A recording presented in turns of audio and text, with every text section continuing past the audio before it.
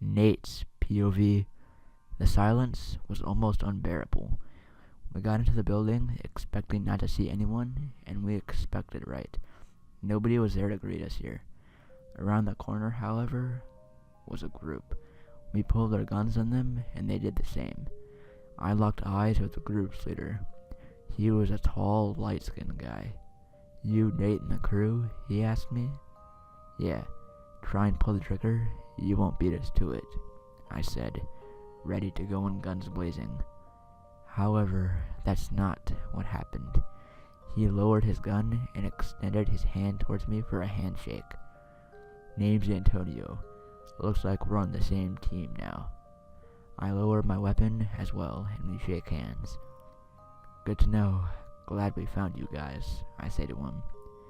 "Yeah, we're gonna need help with all of this," was his response.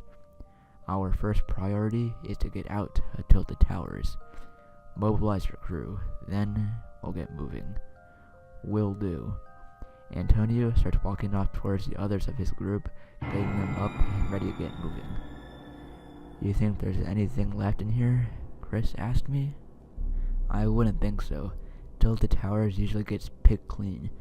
Feel free to take a check around though. Who knows what they left behind? Just be quick, quiet, and close." "Got it," he said, nodding. He then proceeded to head up the stairs of the building. Chris's POV. I could still hear the others moving downstairs, but they were no longer in sight. I can't even lie, I'm fucking terrified. I don't think I'm gonna make it through this. I have no doubts about the others, but me, I don't have much skills other than supply gathering. I'm practically just here for support, which doesn't bother me because at least I'm helping the others, but what does that say about my chances of survival? I should probably just get what I can and get back downstairs. Floor after floor, the obvious stuff has been looted, but there's always the small stuff everyone forgets to notice.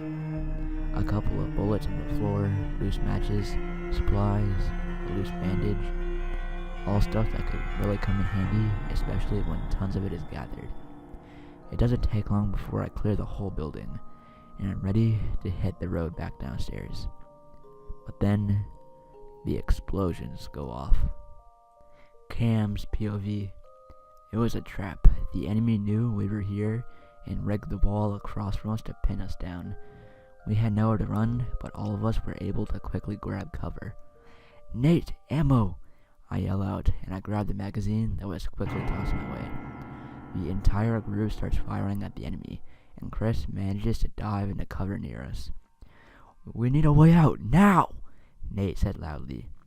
One of the people from Antonio's group, a tall, muscular, brown-skinned guy, wearing a tattered baseball cap and hoodie, who I believe they call Andrew, yelled, "On it!"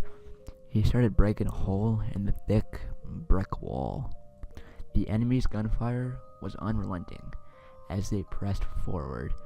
One by one, everyone started crawling out, leaving less and less defense for those of us still in here. The last two were me and Nate. The enemy was right at our door now, and Nate looked over at me. "I'm out, can you cover me?"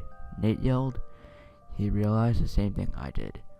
Without cover fire, one of us wasn't getting through that hole. And he knew I wasn't gonna let him die with the glory.